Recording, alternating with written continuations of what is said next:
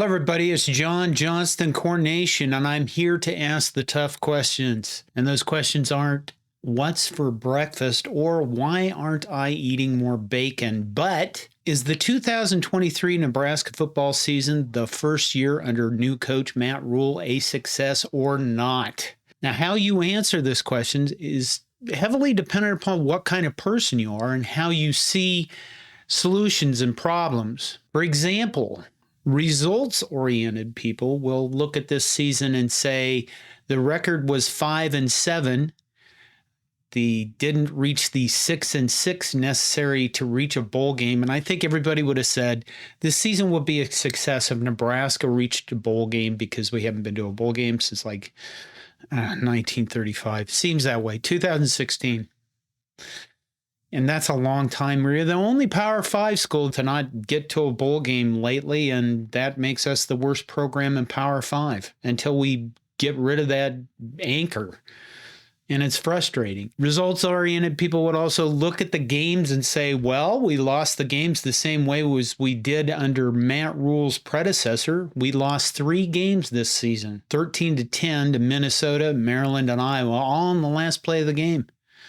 We even had an interception with 31 seconds left in the Iowa game, and it looked like we could win. But no, we threw that game away too. So the results-oriented people would look at this season and say this season is a failure because they're looking at outcomes. Now, you compare this to process-oriented people, and the difference is this.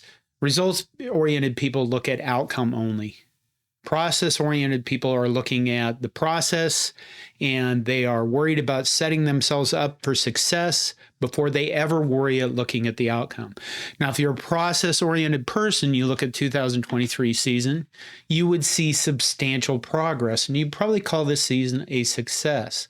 Why? Well, the defense played a lot of young guys. They played a lot of guys, and they played much better than they have in a very long time. I'd argue since 2009, the days in Ndamukong Suh, but we have the entire offseason to dissect every moment of 2023. God help us all. The defense got a lot better. We saw tackles for loss. We saw a lot of sacks. We saw a team that didn't give up a lot of points. And unfortunately, the offense didn't match that. And the offense is still a work in progress. And we could all argue. And again, we're going to spend the entire offseason arguing about 2023 and the offense. But there were things on the offense that were better. The offensive line got better than it was previously. They didn't blow up on stunts and twists and blitzes like they did the previous few seasons. I think they got better at run blocking. I think they got better at doing things like pulling or wall blocking or sliding. I think they did a lot of things better. Are they the 90s pipeline? No. But they got a lot better than they were before, and largely with the same people. You could also look at the fact that 5 wins was the best since 2016. That's probably a results-oriented person. Maybe not. We'll make the case under process-oriented. But 5 wins was the best since 2016, and the best record, if we compare it, because we do this, you can look at it and say, well, Matt Rhule got to 5 wins in his first year, and that was the best Scott Frost could do in 5. So I think that's pretty good sign of progress, maybe. But here's the key between these two sides. Neither is wrong. They're just looking at things from a different perspective. The results-oriented people aren't wrong. The results are not enough to say that this season is a success. And the process-oriented people can see substantial progress. And this is our problem when we're dealing with different human beings, is we don't take into account the ways that they look at problems and how they might see things different than each other. I'm going to touch on something else, and that is the players, because I think it's important. There were a lot of injuries on this team this year. And I've seen people say, well, the injuries are just an excuse. And as if we have just a never-endless supply of left tackles, which I find bizarre. And we lost 2 of our top 3 running backs early on in the season. And Emmett Johnston did a good job of stepping up. But you lost production, and that's important. And now there's going to be still some people that say, well, that's just an excuse, as if they're, like I said, a never-ending supply of first-string players. There's a reason why people are first string and second string. And I think the discrepancy here comes in because some people see other people as toasters. Now, what do I mean by that? Well, think about what you do with a toaster. You use your toaster every day. And then one day it doesn't work anymore. And then you say, oh, I need a new toaster.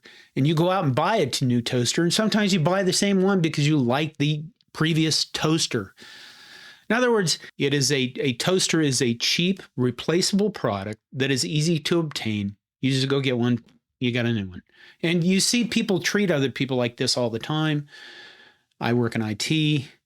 People in corporate environments kind of look at IT people as if, well, that guy has this skill set. Maybe we could get another guy who showers more often, and that would be good. And I think that we see people a lot like that. One of my pet peeves is when people say things like that left tackle, that left guard should never play again. He's had too many false starts, but they never name his replacement. They never say that Bob Smith should be out of the game and never play again and replaced by Joe Smith, unless it's a backup quarterback. And we all know everybody's backup quarterback is the best player that's ever lived in existence. We know the backup quarterbacks. We don't know anybody else. This 2023 Nebraska team was a very young team.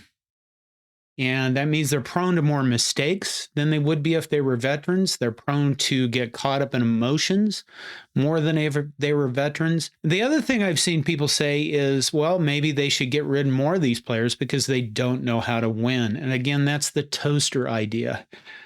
And you got to kind of look at this and say, well, what about the culture? We hear that too much. I'm sorry for bringing it up, but the word fits.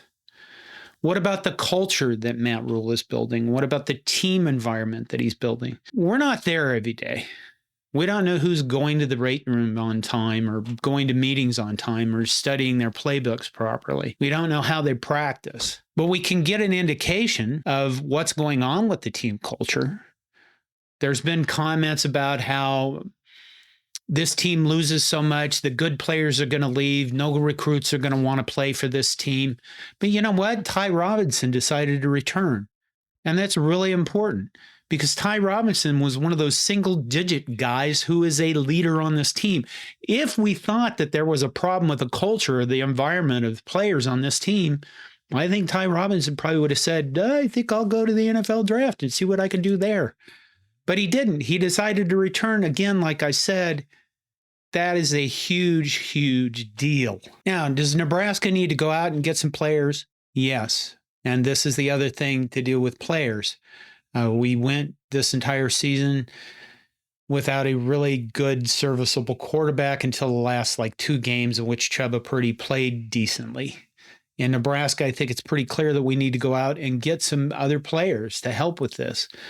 So is that going to be an easy task? Well, it is if you see players like Toaster, because you can just go by the store and go buy any one of 30.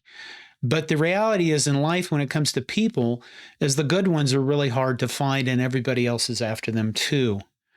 And I'm not trying to make this as an excuse. This is a presentable problem that has to have a solution. And it's not as easy as just, like I said, buying a toaster. My answer to the question, is the 2023 season a success, is yes. And bluntly and honestly, it's because I might want to not just say no, because that's a lot more depressing than I want to think about. But I see it as a process, and I see that there's substantial progress this season for all the reasons I listed. I am interested in hearing your thoughts in the 2023 season, so leave us some comments. Make some suggestions. Your viewpoints are welcome. I want to thank you all for your support of this channel. One thing I'd say is this. I don't know if I want to spend the entire offseason going back and prosecuting or dissecting everything about 2023.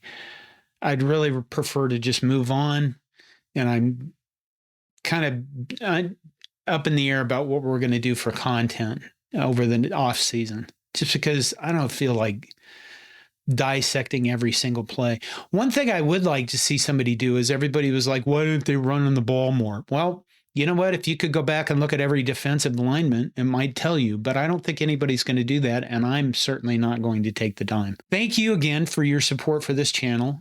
Johnston, CornNation. I hope you're doing well. Go Big Red.